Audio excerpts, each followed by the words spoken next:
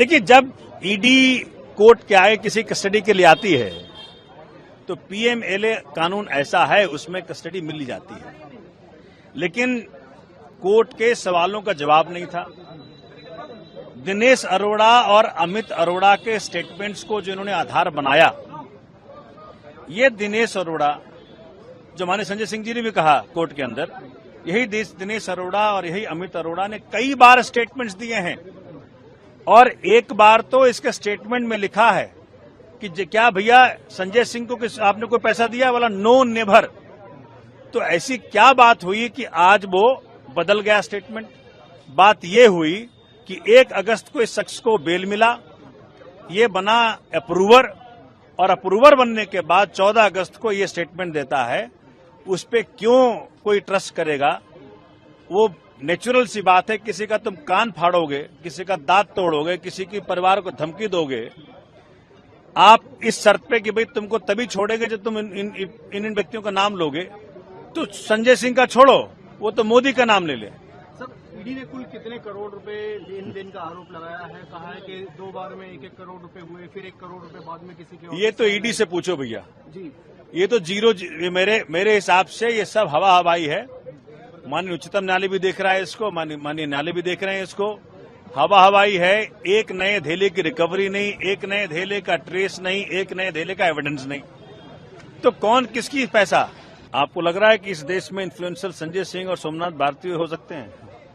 इस देश में इन्फ्लुएंसर वो होगा जिसके हाथ में आज ईडी है, सीबीआई है, वो इन्फ्लुएंसर हैं।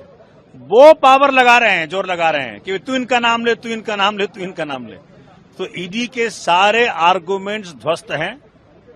5 दिन वेट करो, सब काम हो जाएगा। देखिए, जब ईडी कोर्ट के आगे किसी कस्टडी के लिए आती है तो पीएमएलए कानून ऐसा है, उसमें कस्टडी मिल जाती है। लेकिन कोर्ट के सवालों का जवाब नहीं था।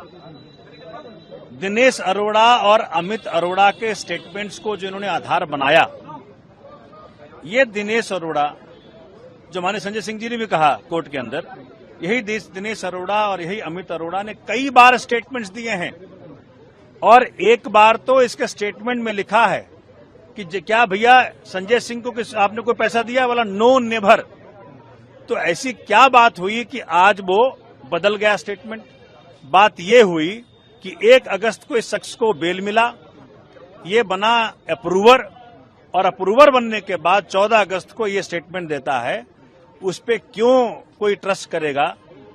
वो नेचुरल सी बात है, किसी का तुम कान फाड़ोगे, किसी का दांत तोड़ोगे, किसी के परिवार को धमकी दोगे, आप इस शर्त पे कि भाई तुमको तभी छोड़ेंगे जब तुम इन व्यक्तियों का नाम लोगे। तो संजय सिंह का छोड़ो, वो तो मोदी का नाम ले ले। सर, ईडी ने कुल कितने करोड़ रुपए लेन देन का आरोप लगाया है? कहा है कि 2 बार में 1-1 करोड़ रुपए हुए, फिर 1 करोड़ रुपए बाद में किसी के। ये तो ईडी से पूछो भैया जी। ये तो जीरो, मेरे हिसाब से ये सब हवा हवाई है। माननीय उच्चतम न्यायालय भी देख रहा है इसको, माननीय न्यायालय भी देख रहे हैं इसको। हवा हवाई है। एक नए धेले की रिकवरी नहीं, एक नए धेले का ट्रेस नहीं, एक नए धेले का एविडेंस नहीं। तो कौन किसकी पैसा?